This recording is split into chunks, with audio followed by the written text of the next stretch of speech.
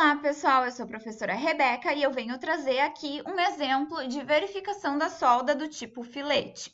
Então, aqui a gente tem a ligação do tipo T, onde a solda está marcada em amarelo, e a perna da solda tem dimensão mínima de 5 milímetros.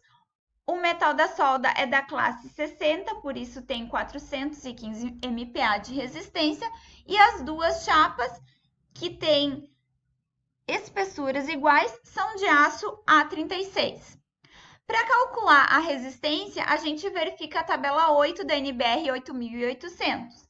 Neste caso de ligação com filete, não tendo tração ou compressão paralela ao eixo da solda, verificamos pelas formulações que estão na linha abaixo, apresentadas aqui.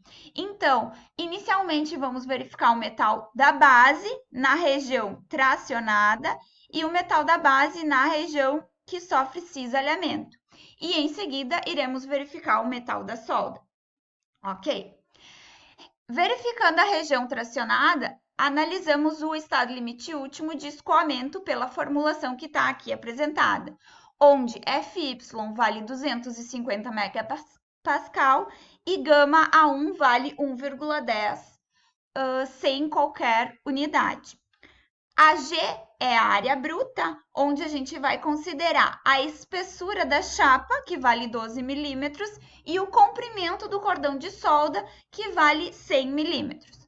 Com isso, a gente chega a uma resistência de 272,73 kN, que por ser superior à solicitação de 60 kN, está verificada quanto a esse tipo de estado limite último. Em seguida, analisando a questão da ruptura ainda na região tracionada, a gente tem essa formulação que eu trago para vocês, onde Fu vai valer 400 megapascal e gama A2 vai valer 1,35, conforme a tabela 3 da NBR 8800. A área líquida efetiva é dado pelo CT vezes a área líquida.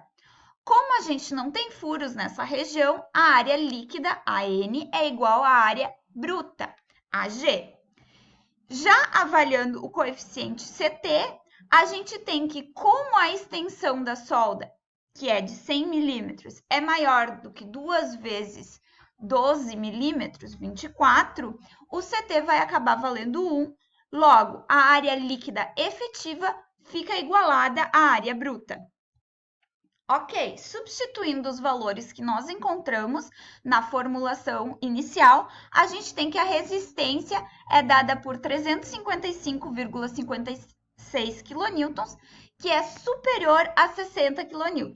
Ou seja, novamente, conseguimos verificar que a resistência é maior do que a solicitação. Ok, agora a gente vai precisar analisar as áreas que estão sofrendo cisalhamento. Analisando a região cisalhada sujeita ao estado limite último de escoamento, a gente tem essa nova formulação, onde existe uma pequena diferença ao que a gente tinha anteriormente para a região tracionada.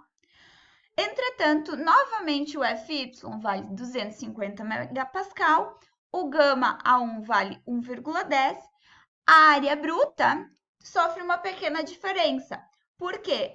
A espessura continua sendo 12 milímetros e o cordão de solda continua tendo 100 milímetros.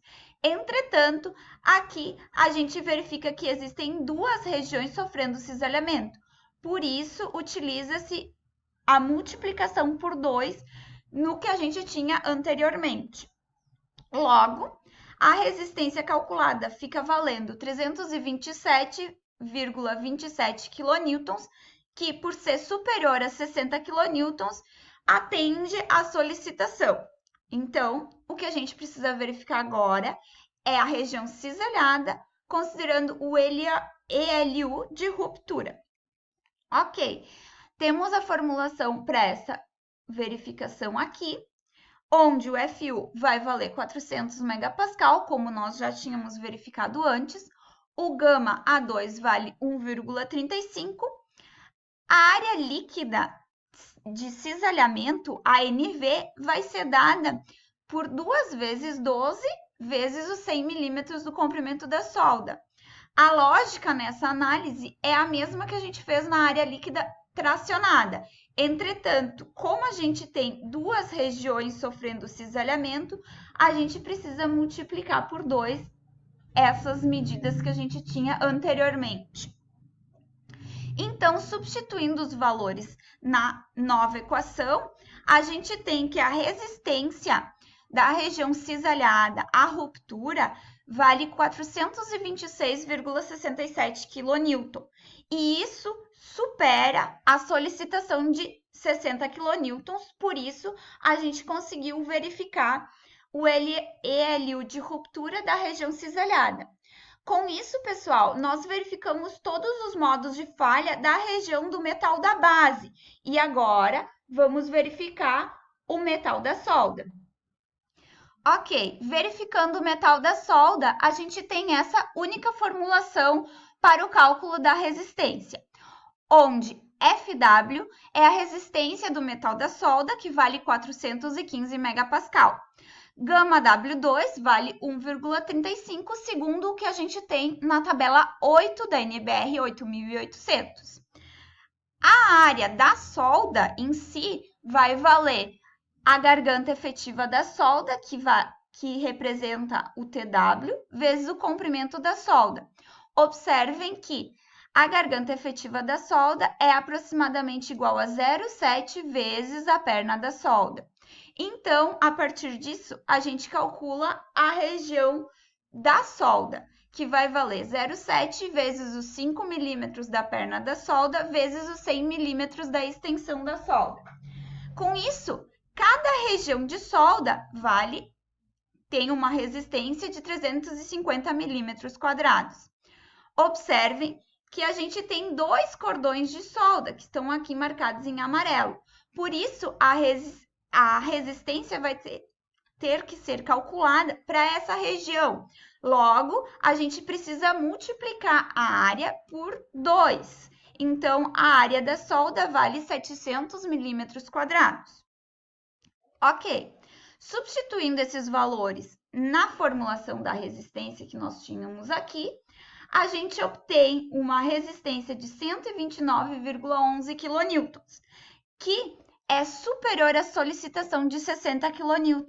Com isso, a gente verifica que a resistência é maior que a solicitação e essa ligação ela foi completamente verificada e ela atende à solicitação em todos os quesitos.